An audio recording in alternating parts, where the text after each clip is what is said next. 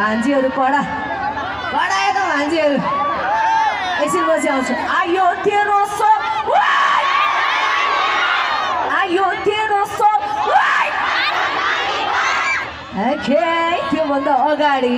एउटा चलन छ कि म पनि मगरको छोरी हामी मतवालीहरूमा चाहिँ हामी त जातले पाएको खान्छौँ भन्ने चलन छ त्यो सबैभन्दा नराम्रो भन्छु म चाहिँ है सकेसम्म कुनै पनि जातले खानु हुँदैन जाँड चुरोछुती भन्ने चिज खानै पर्यो भने